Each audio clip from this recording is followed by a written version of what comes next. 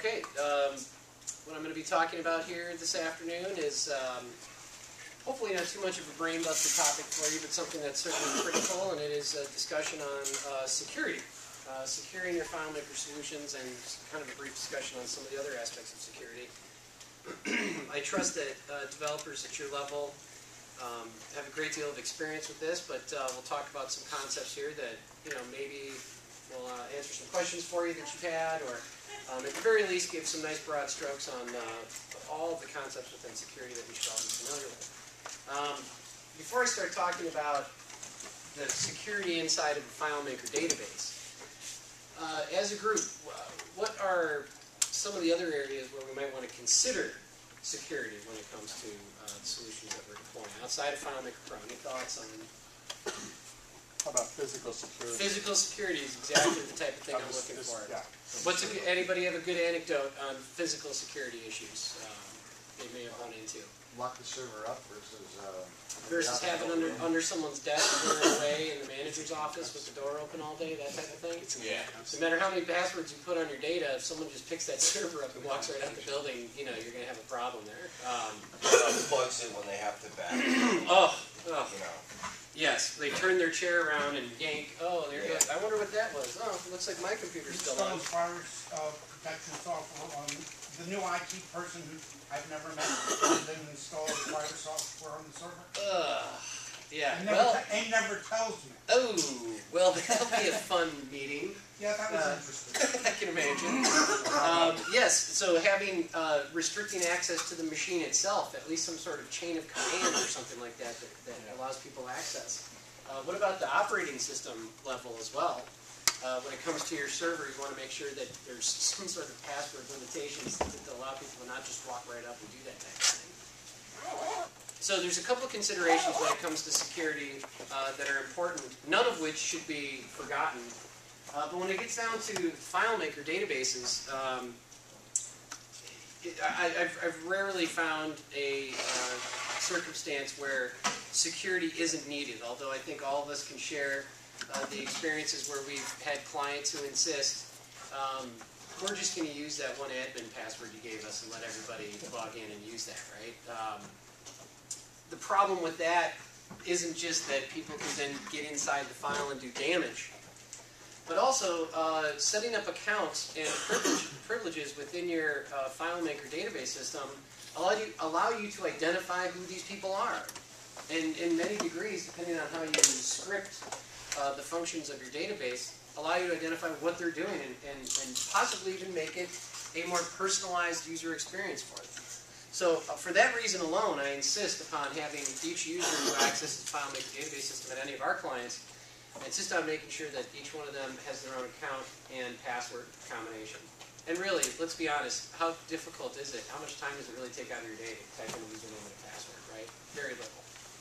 And I'm going to talk a little bit about external authentication too, and that could be a solution to that. Coming up with a single sign-on solution to people not having to sign in separately to your FileMaker database. And in many organizations, there's already some authentication server in place, so just adding FileMaker to the sign-on logic doesn't really add that much of a footprint. And plus, the dialog that pops up for the database is, you can simply save the username and password to your keychain or whatever there. It's really not that big of a deal for people to be logging in and out. So we're going to do just a comprehensive, but not too exhaustive review of FileMaker security. Of course, in FileMaker 10, all of your FileMaker security is managed through the Accounts and Privileges dialog. Here's something that might be a question someday. Someday. Okay, before I've given you a view of the answer, but if you create a new FileMaker file for the first time, meaning you go under New Database, create a solution, or use a starter solution, which is what I've gotten here, or if you convert a file from a previous version into an FP7 file for the first time, what two accounts will you find already set up for you within FileMaker? Yes. Guest and admin. And out of the two of those, which of those is going to be selected as active? Admin. Admin, correct. And what do you think the logic is behind that? Gotta be able to get in. Yeah, Right. got to be able to do that, do something with the database, right? So yes, so you'll see these two accounts. Whoops, sorry, wrong one. And out of these two accounts, okay, so we've got, yeah, so admin is the one that's actually turned on for us, and guest is not. Now, same question goes for privilege sets. How many default privilege sets will be set up inside of your new database or converted database? 4 or 5, I think. 3 of those, yep. And they will account for the 3 different types of users that you might have. Right, data entry, read-only, and full access. You got it. And of course, your admin account, you'll see, is already assigned to full access for obvious reasons. Now, we'll talk a little bit more about these, but the default ones are good to be familiar with.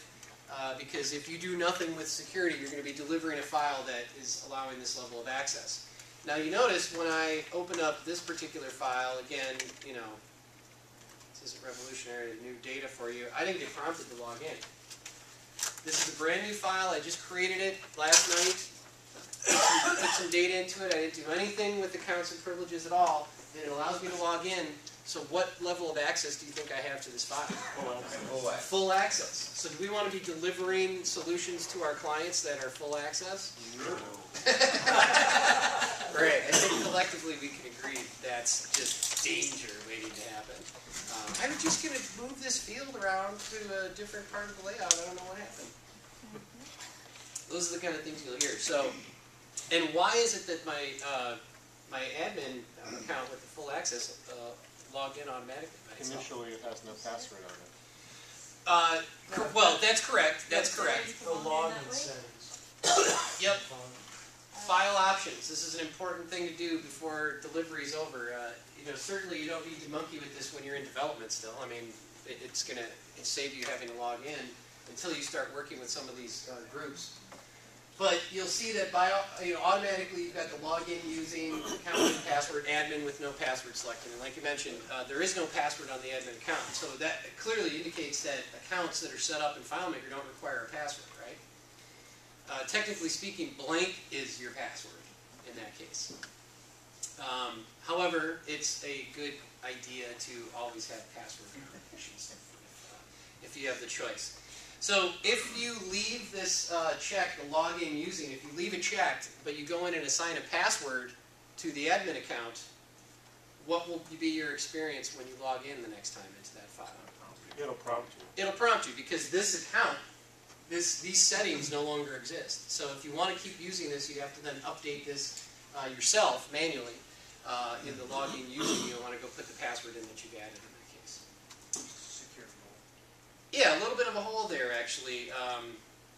And one other thing I'll discuss before I keep doing that. One other thing I'll mention about these accounts. Anybody in here do any web publishing FileMaker stuff?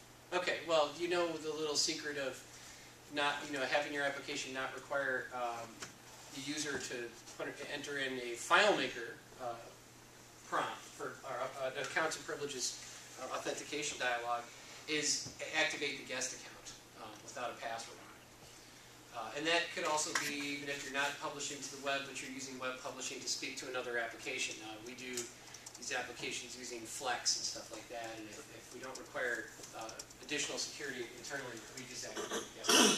So I guess I'd like a micro review of that. So if I have enabled instant web publishing and Yes. the person goes to access, you're saying this doesn't seem logical to me. If your They guest add account, records and things through the web, and somehow I'm not catching this. if your guest account is in this scenario that you've indicated, is the guest account active in that case? You would. It's not by default, so this is something you would actually have to go in and do: is activate the guest account and have no password on it. At which time,